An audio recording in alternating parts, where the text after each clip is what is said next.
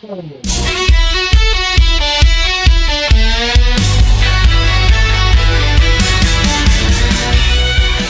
everybody, welcome back to episode 3 of the We the People podcast. This is Tara, and I am joined today. Jessica. I'm a cardiovascular nurse navigator at the Bryan Hospital. All right, and we're going to just talk about a lot of things that are going to affect our upcoming election with our new vote dates. Yay! 9th and 10th of December. Make your plans to get out there and have your vote counted. Absolutely.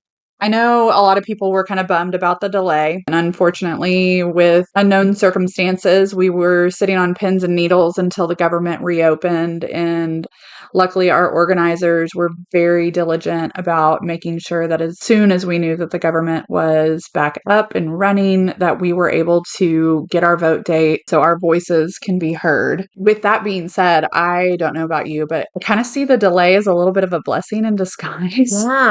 Yeah, we have a little bit more time to reach people that we weren't able to reach before, to give them the information. Yes, we had a lot of people that unfortunately either hadn't heard anything. Maybe they were kind of like these PRN employees that only worked like once in a blue moon, or we had a couple people who were out on medical leave. And then we had a lot of people who just had not received any information except for potentially from administration. And we had a chance to kind of talk to these people and hear what their concerns were, and got a lot of like really great feedback from them, kind of reiterating some of the things that we had heard not only ourselves in the union vesting meetings, but from other units that had the opportunity to attend these meetings as well. With our manager, it was very much, this is totally voluntary. You don't have to go to these meetings. You can come. And we did. And we had a lot of open dialogue. And I found that in a lot of these other meetings that were being held, it was very one-sided. It was, come listen to us. This is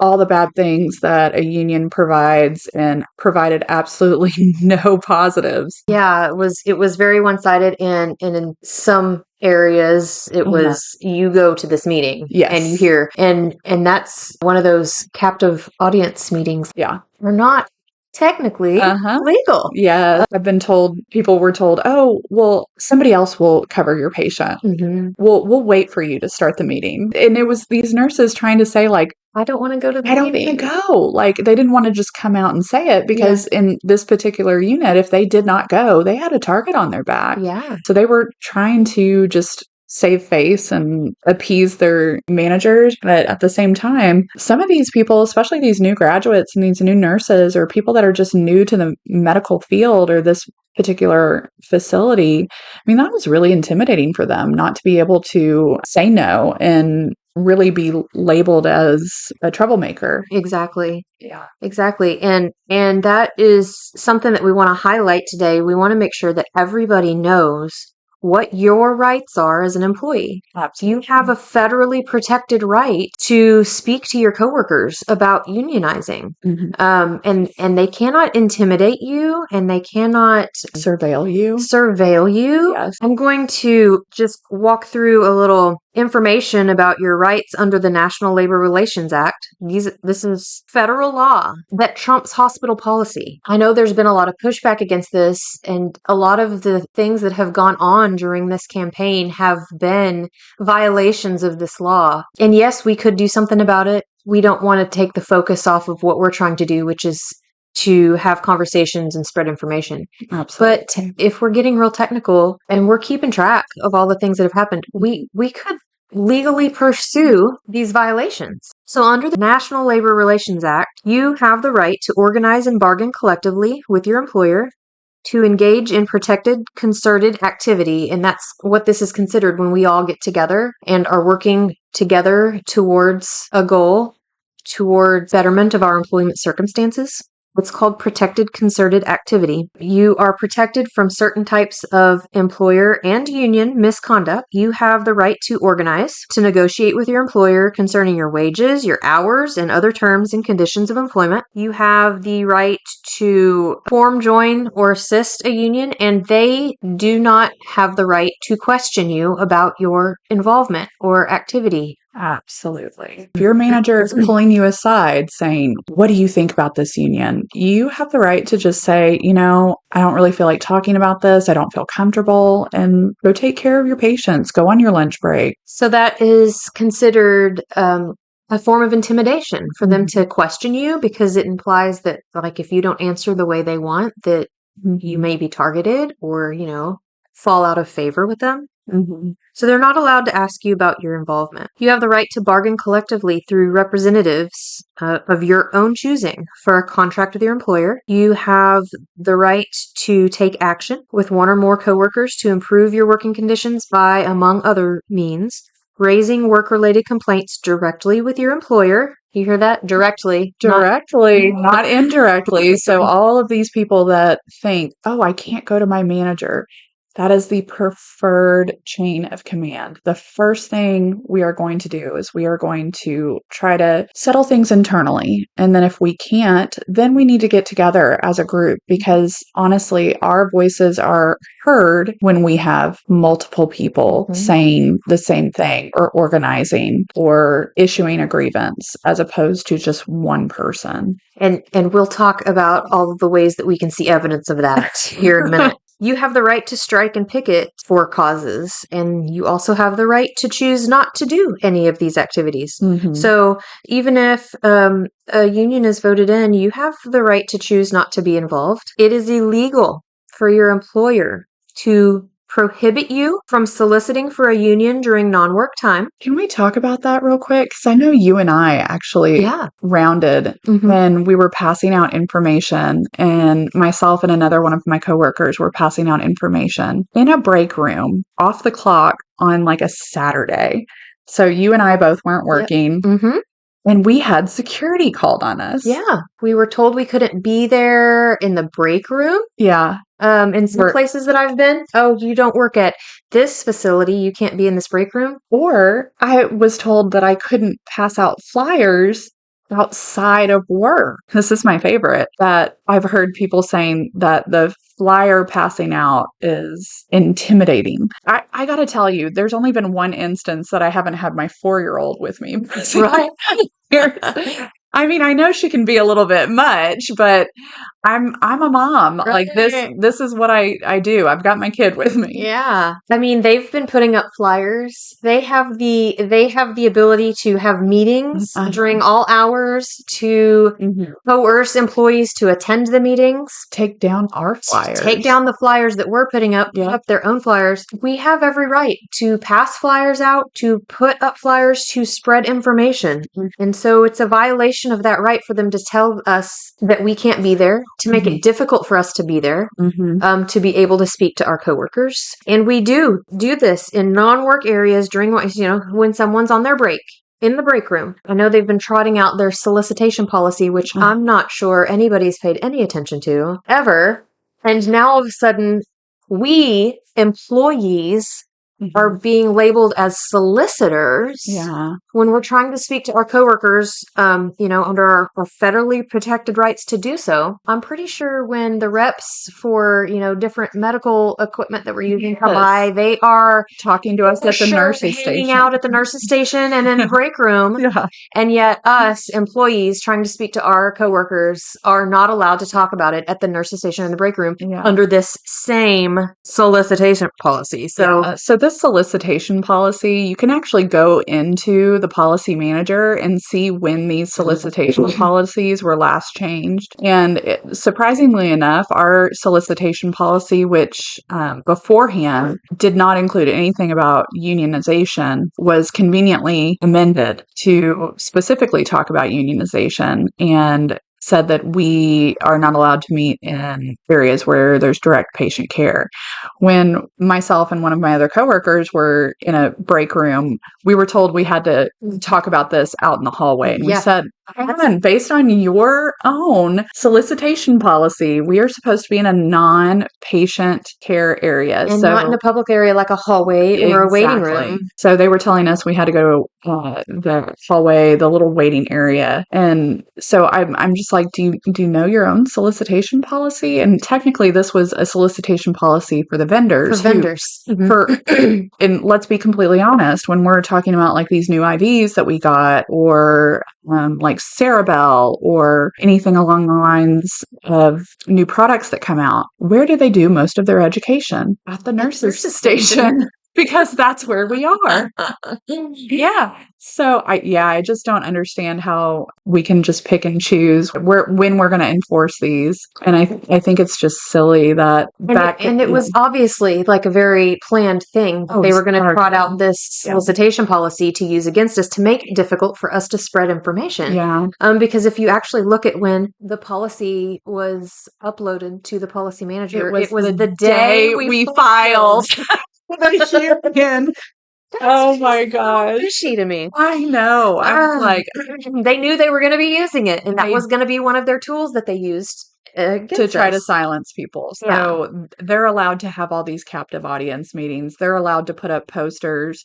They're allowed to pull people aside. But here we're trying to go have one-on-one conversations. We're having to meet people like outside of work and make sure we're in the right spot and make sure, we don't get to come in and clock in to have our meetings. It's just, anyway, it is illegal for your employer to question you about your union support or activities in a manner that discourages you from engaging in that activity. Yep. I know some managers have kind of stayed out of our way and let us do our things, but others have not, have definitely made it very clear that your involvement or support of these activities were frowned upon. And for new nurses, which there are a lot in some areas, that's intimidating and illegal. I had a friend of mine who was on another unit wearing his vote yes button, and a brand new nurse whispered to him, "We're not allowed to wear those up here." He said, "Tell whoever told you that to come speak to me." Right. And kind of on that note, I will tell you, I have had more people come out wearing their buttons, wearing their lanyards, writing with their pens, and it has opened up the conversation for their coworkers who were those scared people to ask about. To know this is a safe person I can talk to get more information. Yeah, absolutely. So wearing your buttons or your lanyard or, something that shows that you're supportive of this is a great thing to do. It's a protection for you, too, because if you are bold enough to wear this and to show your support, they're not going to mess with you, because they think that you're going to push back against them. Yeah. If you're not wearing anything, they think, oh, there's an easy target that I can intimidate and prevent from talking or getting or giving information. It's just sad. I can't imagine 13 years ago starting off as a brand new nurse in a hospital. I was already, stressed out. You're in a brand new profession. You are learning all of these crazy processes, policies. I just feel for these guys. Now adding this union on top of it. I mean, they're scared. Yeah. They're really scared. And I just want y'all to know, like, this is to better your working environment later on. Y'all already have so much to deal with. And having that extra layer of support, knowing that, my rights are going to be backed by a group of people, not just a group of people here in Bryan College Station. We're talking about thousands upon hundreds of thousands of nurses that are organized with National Nurses United. We're talking about these nurses from all over the Common Spirit hospitals that have written petitions to their directors, to their CEOs, to their presidents. We've had so much... In support of us. Literally. We have these people that don't know us from... I don't even think they know where Bryan College Station is, but they are willing to speak up and fight for us, for the betterment of our nursing profession, for the betterment of our patients, for the betterment of our community. Because at the end of the day, yes, we are nurses, but we are also the pillars of our community. We are the ones who are taking care of the sick, the underserved. We're not going in, clocking in 9 to 5, leaving our worries at the door when we go home. We take this with us. We're taking care of your loved ones, your family, your neighbors. And we want to make that a safe and good situation for them. Yeah. And think about this. If you are a newer nurse, I know I've talked to a lot of like new employees, new to the profession nurses that feel like they haven't worked here long enough to weigh in or to know if this is good or necessary. If you don't want to be involved in this decision, that's totally your choice. You know, don't feel like you have to be. But I would like you to think about this. Look at the nurses who have worked for this organization for 5, 10, 15, 20 years. 30. Who feel so deeply that this is necessary. Do you trust those nurses when you are learning on your job, as you're doing your orientation or as you're starting off, you know, fresh off of orientation on your unit? Are these the nurses you go to that you trust? You trust their experience and you value that when you're like, what should I do? I have questions about this patient, or, you know, speaking to this doctor or whatever. You know, these are the nurses that you're going to and you're trusting because they have that experience and they're guiding you. I encourage you to consider that they have that same experience with this organization to know how much better it could be if this is a good or bad or necessary thing. Yeah. So just consider that. Consider that many of the nurses who have been here for so long very deeply feel that this is important for us. I feel like I had a conversation with a new nurse this past week, and she said, you know, I just don't feel like I have the right to vote because I haven't been here for 10 years. You guys have been here for 10 years. And my response to her was, you're from here. You were born and raised here. Isn't this a place you want to be in 10 years? And it really made her go, well, yeah. And I said, well, then that's what we're trying to do. We don't want to keep losing these nurses to other hospitals. We don't want to keep losing these nurses to the hospital across the street, or even worse. Like, we've got nurses that we used to work with that are driving down to Conroe in the Woodlands. Travel contracts. I mean, and I'm like, you are such a good nurse. Why? And it's because we have been year after year after year been told to do more with less. The people making these decisions are not the people in the room next to me. I would never go, oh, hey, can you help me with a boost to the patient, to the person making this decision? Or can you help hold this patient's hand while We want to keep the nurses who are from this community and living in this community, working here in this community, and serving the people of this community. We don't want you to go somewhere else because the situation's better, and we don't want to have nurses coming in from somewhere else to care for this community. We want it to be us, to be members of this community that are caring for each other, and we want it to be the situation that you deserve.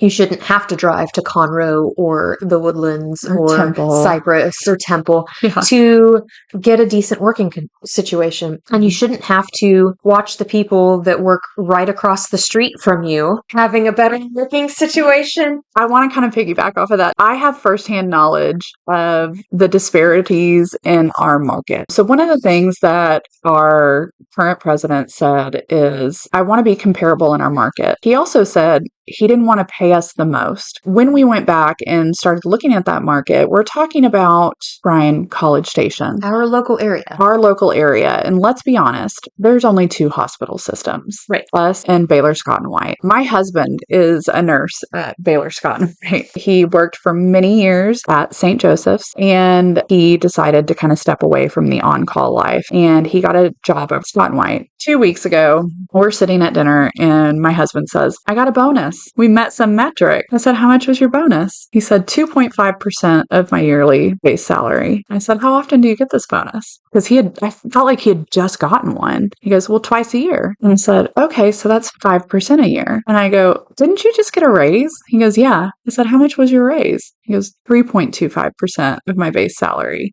So I'm sitting here racking my brain and I'm like, bless me, I'm not great at math. I'm like, you just got 8.25% increase this year. And he said, well, yeah. I'm sitting here going, we've never seen that over at St. Joseph. And he didn't have to fight for it. He didn't have to fight for it.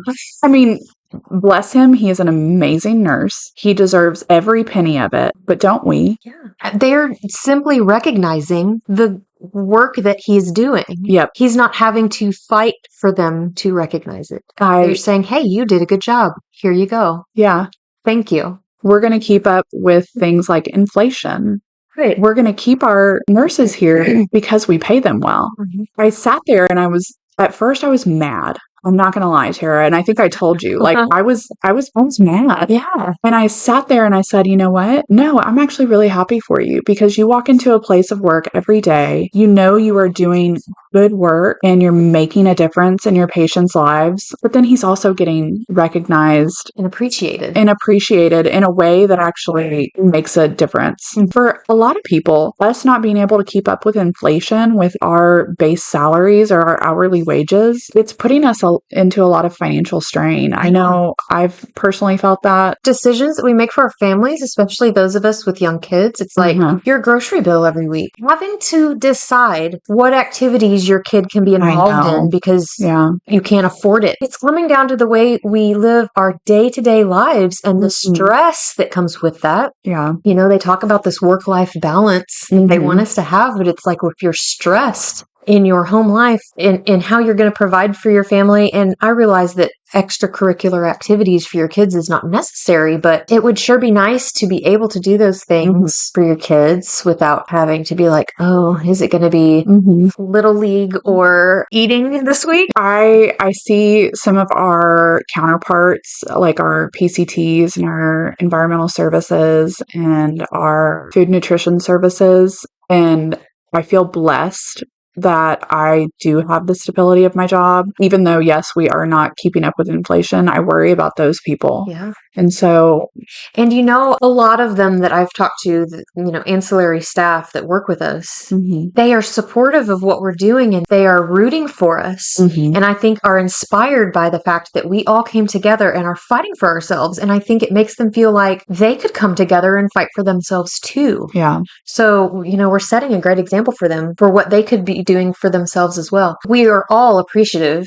and concerned for our ancillary support staff. We cannot do our job without them. Absolutely not. Right now, we have to focus on fighting for ourselves. And once we are able to get that stability of having a voice for ourselves, we can also help them fight for themselves. Yeah. We can fight in support of them as well. I was going to say, one of the things, we're kind of going back to what you were talking about, the improvements that we've seen since we started organizing. Yeah, just evidence of how strong we could be, how much influence we could have. We are the largest group of workers. So if you combine every single one of our facilities, there are hundreds more nurses than there are doctors, phlebotomists, radiologists, executives, EVS. We are the biggest majority of staff at these facilities. And so I think it was a big testament when we started organizing how quick our administration was to jump on the opportunities to try to make things a little bit better. Let's think about to this, hush guys. us up. Let's think about it. Just with the threat of us organizing, things that we have talked about and asked for years are now all of a sudden possible, are all of a sudden being done. Things that we've been told for years they don't have the money for, or they just, for whatever other reason, can't do this, or that's not a priority. All of a sudden, just ticking off this list, item after item, all these things are being, we've been talking about security on the women's services floor for years. Really? Even before we moved over to the College Station Hospital. But for sure, when we moved to the College Station Hospital, you know, the security of our whole third floor was a hot topic. And they've talked and talked and talked about closing in our waiting room, making it secure, making it like locked doors. They've had people come up there and measure and they say, oh, you know, we're working on it. We've been over there for 4 years. Yeah. Almost 5 years. Yeah. All of a sudden, literally, it was either the day of or the day after we filed for our union election, there was a crew up in our waiting room measuring. Amazing. I know. Like, seriously? A coincidence? I think not. We were told we could not order anymore. We were running out of the little baby shirts and burp cloths for our babies. My daughter got one of those when I Yeah, delivered this her. is the only thing we provide. A little shirt and burp cloths, Yeah. and diapers, obviously, but they were running out. They'd go to the laundry and not come back or whatever. They're dwindling. We needed to order more. We were told, nope, couldn't order more. Wasn't in the budget. Y'all were going to go buy them. We were going to have a bake sale. Yeah. We were going to have a bake sale so we could raise money and go buy them ourselves. Gosh. And that week after we filed, Monty rounded and said, hey, we just put in an order for some baby shirts and burp cloths. Really? All of a sudden it's possible, So I want you guys to take credit. Yeah, Credit absolutely. for this. This is evidence of the influence that we have when we all come together collectively. We haven't even formed the official union yet, but we all came together. They saw how many of us were coming together. They knew what we could do, and they started doing the things that they already knew we wanted. These shared governance, that's back too. Yeah. I have yet to see any hard data on anything that has happened. But I was talking to one of my coworkers yesterday about the shared governance, and he said, I was on every single one of those committees. Yeah. They had an agenda when we walked in that room. We stuck to their agenda, and anything that we brought up outside of that agenda was tabled and never brought back. And I said, really? Because that's not what I heard in our mandatory shared governance meeting that we went to. It very much seemed like we want your input. And you were on those committees. Yeah, I was on those committees. There was input given and input brushed aside. They have what they, their agenda, what they want to do. And they want the illusion of our involvement. But they still ultimately are going to do what they want because they can. Yes. They have can no do anything. Teeth in the game. They can make any decision they want to do. But if we come together and we successfully vote in a union, we legitimately have a voice. Absolutely. We have a contract. They have to listen to us. They have to negotiate with us. They have to take our input. Yes. And I know that there's a number of you out there that are like, hey, I really got a good gig going on right now. I don't have a lot of complaints about my job, and that's great. I am so happy for you. I'm one of those people, honestly. In this weird position that I have a lot of autonomy. I work directly with the physicians. I do a lot of patient education.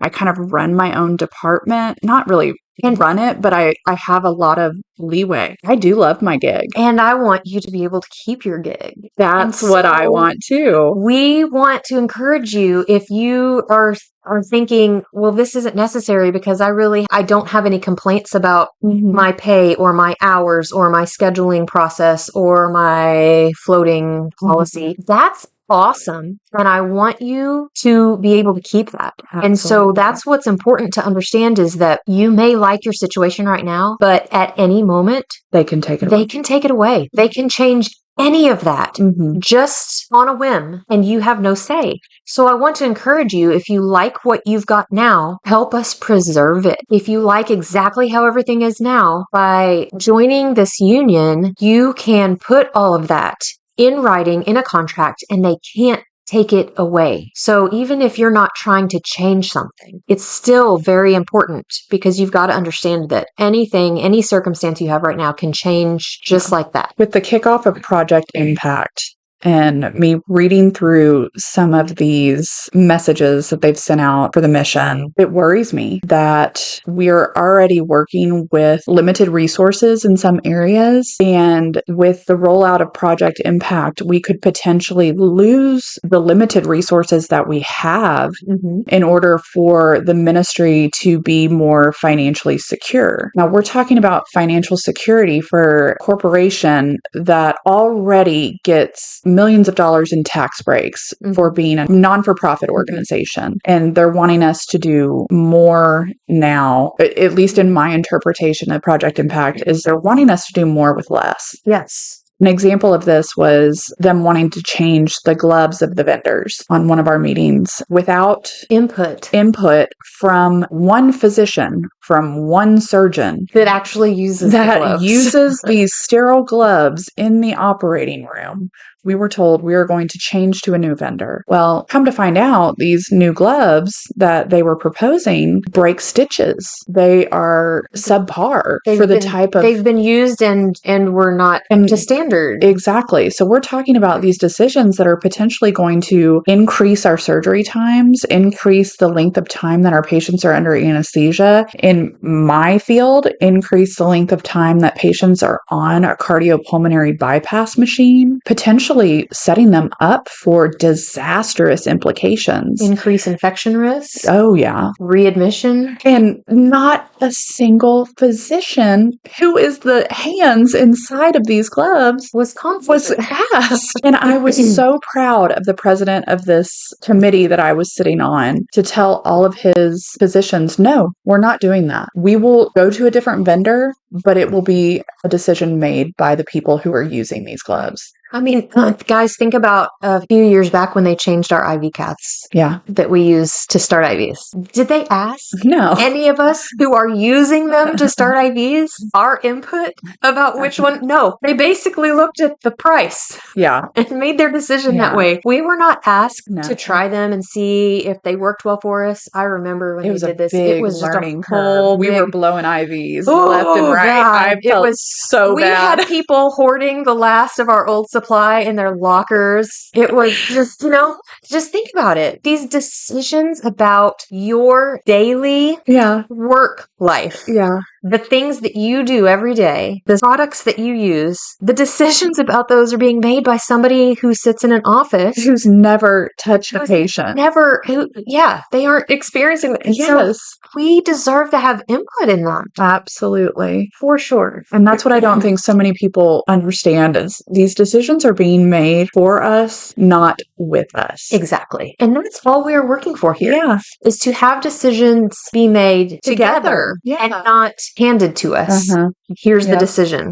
And ultimately, when people make these decisions for the people who are in direct line with patients, it puts their patients at risk. Exactly. So for an IV catheter, it may not necessarily be a huge risk, but we're using multiple sticks. That is potentially, though, if you're considering that patient's experience. Yes. If I have to poke somebody 2 or 3 times to start their IV when I could have poked them once. Yeah. For that patient, that negatively affects their experience, which negatively affects their experience scores, which the hospital heavily uses. Absolutely. So it does really, it seems like a small thing, but it has a huge impact. On project impact, I know you and I have talked about this, and I've mentioned this in meetings before. We're very heavily focused on the financial well-being of the ministry. And I think a lot of people don't understand that hospitals that have a heavy nursing presence, hospitals that have a nurses union, tend to have better patient outcomes. They have better patient satisfaction scores because the nurses who are directly involved in patient care or in the wheels of decision making for the end goal of the patient, patients are happier. Yeah. Nurses are happier. Because we are the experts on these situations. Yeah. We are the ones who use the equipment, who care for the patient, who get the feedback from the patient about how something went. Educate the patient. We are the experts on what is needed, what could be better, what is not necessary.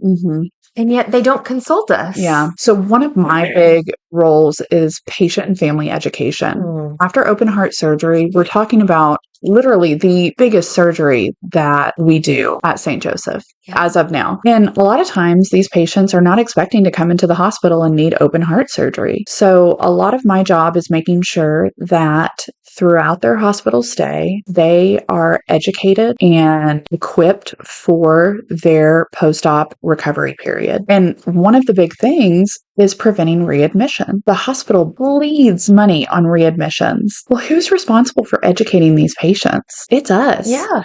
Who's responsible to say, hey, when you go home, this is your recovery regimen.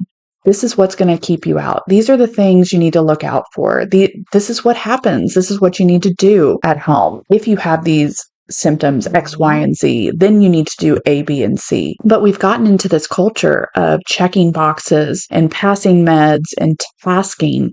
But we really don't sit down, talk to these patients, learn you what don't their have the concerns. time. You don't. Got 6 patients and no tech, and you're just trying to get this one discharged so you can get a little relief. And who has the time to sit down and You don't. you hand them information that they A, probably aren't going to read, Nope. or B, may not understand, even if Yeah. they do read it. I know. We have to be able to have the time. That is one of our most valuable assets as a nurse, is time. And that's where the staffing and all of this stuff Absolutely. comes from, is that if you have better staffing, that staff has the time to do a quality job. But when we are understaffed or we don't have the appropriate ancillary staff, we don't have the time. We're rushing through and doing kind of a very mediocre subpar job taking care of the patients and providing them the education that's going to keep them from coming back in. Yeah. And that's one of the big things that I've said is when people say, well, the hospital doesn't have money. Well, let's talk about the reasons why. Because we're not hitting metrics, because we're running a bare bones staff. Right. And if you invest in that root cause analysis, you invest in that, then the other problems are going to take care of themselves. And we maybe won't have to change our glove vendor. It's like, let's get to the meat and potatoes. I have been a huge advocate of employee satisfaction, focusing on that instead of teaching us scripts to say to patients to trigger them to answer surveys in a certain way. Yes. You know what I mean? That's kind of teaching to the test. So we complain about what they do in schools. They spend all their time teaching the kids how to take this test. We're trying to script things so that patients answer these surveys in a certain way so that we get it's kind of sleazy. If you actually just focused on the employee who's affecting that, then all of that takes care of itself, because they're going to have the time to do their job correctly. They're going to be more satisfied and want to come to work and not call in and deliver the care that's going to make the patient, without prompting or coercion, answer those questions. And say, oh my gosh, had a great experience. Had a great experience. My nurses were wonderful. Anyway, we digressed. So let's get back to the rights that we have under these federal law protections. It is illegal for your employer to fire, demote, or transfer you, or reduce your hours, or change your shift, or otherwise take adverse action against you, or threaten to take adverse action against you because you join or support a union, or because you engage in any of those activities. I think a lot of people are worried about that. I think so too. I know I've had lots of people just I don't want to put my name on that. They're like, I'm supportive, but I don't want my boss to know, or I don't want my coworkers who are not for the union to know, because they don't want to be given bad assignments. Right. They don't want to be denied their PTO. That's a big one.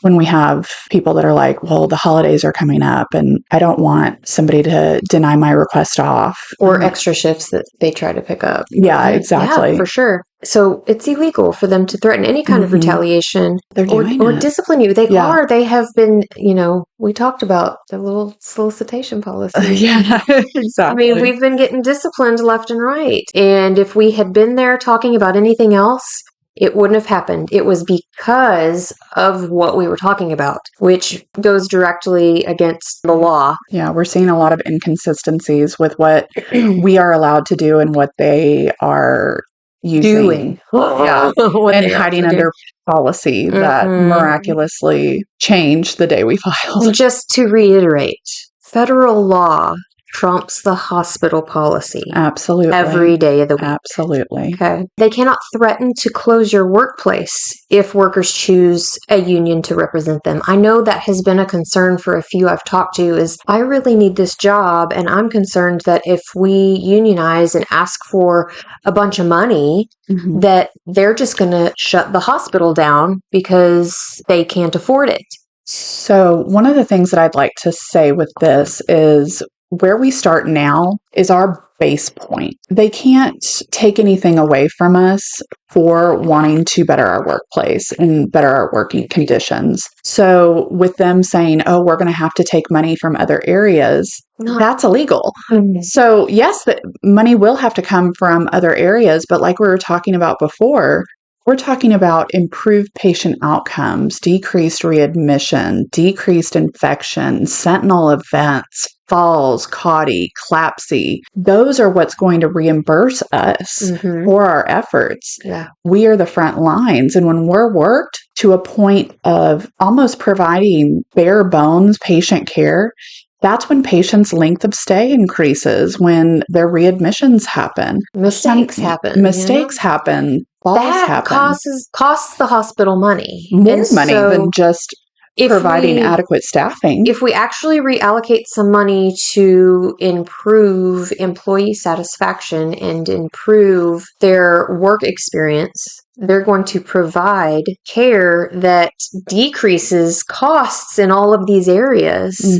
When you have adverse events that come from care from a nurse who hasn't been able to sit down and eat or pee her whole shift, or is working her 5th shift that week because they're so short-staffed. Or one of the good things that comes out of organizing with the NNU is they actually have a nursing research department. And one of the things that they found is with every additional patient a nurse takes, there's a 7% increase in mortality. So a 7% increase in the chance that one of the patients, if not all of the patients, 7% per patient actually, that your patient may die. Think about that. When you're in the ICU and you're taking care of 3 already critical patients, where we're sitting there going, oh, it's a 50-50 chance. Like if this patient is going to make it through. Well, then we triple day shift, we triple night shift. Each patient in a 24-hour shift is adding a 14% chance that something sentinel is going to happen. That costs the hospital more money than just staffing appropriately. Wow. Exactly. Yeah. It's, preventative care here, guys. Yeah. And I have to say that we see kind of this trend in healthcare of being reactive and not proactive.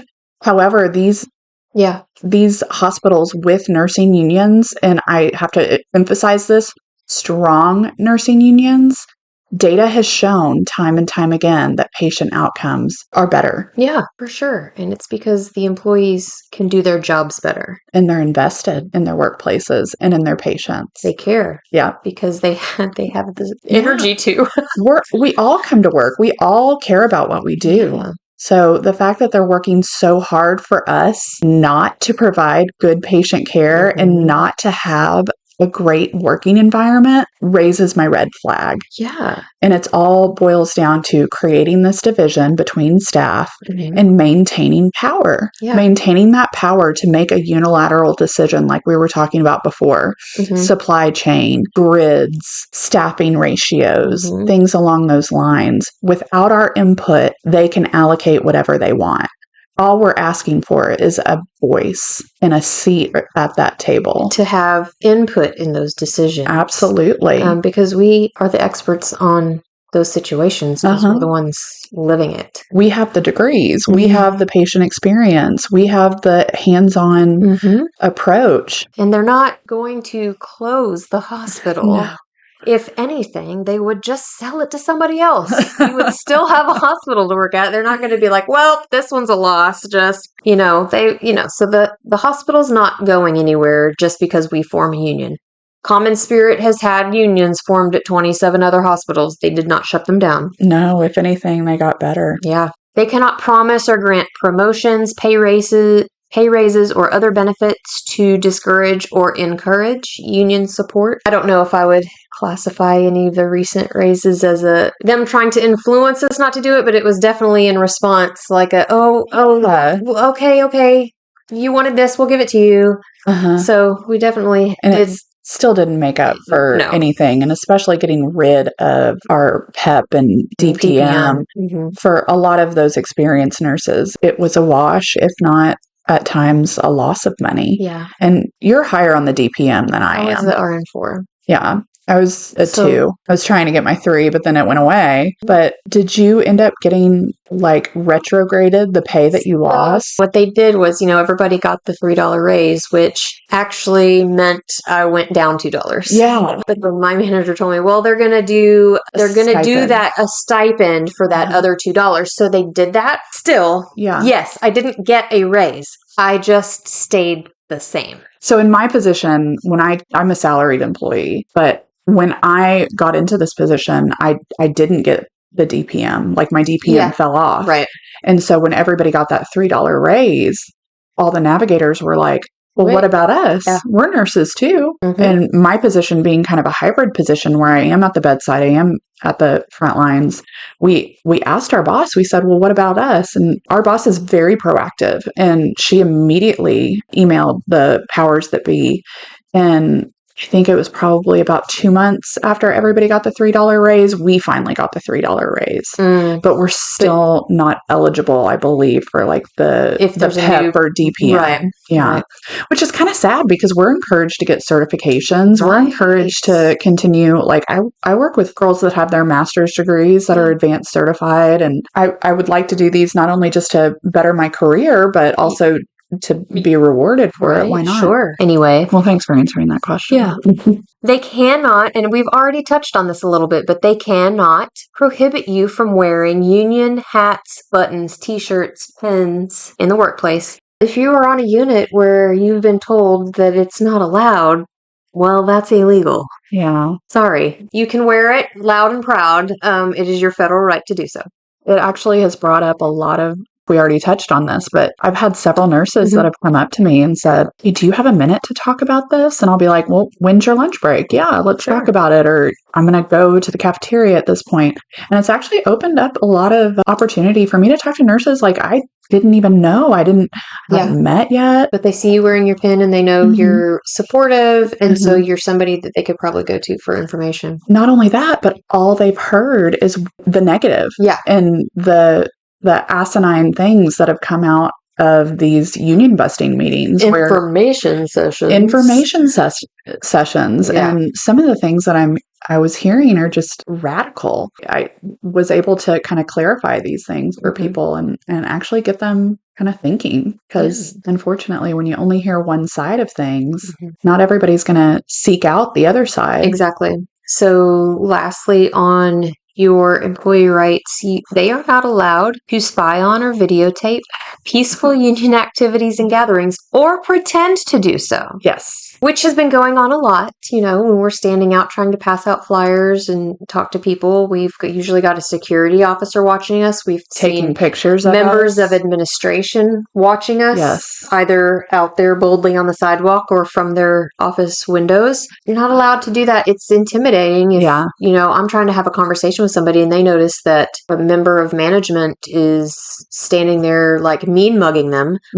They're going to feel real awkward about having that conversation. To get information. To get information. So that's not allowed. Yeah, intimidation, surveilling, videotaping, taking pictures. I didn't appreciate being outside and having a security guard come up and take pictures of me and my 4-year-old when I was just standing there. Passing out flyers. Yeah. Not doing anything harmful. If you've been intimidated in scenarios like that, just know that what they're doing is unlawful.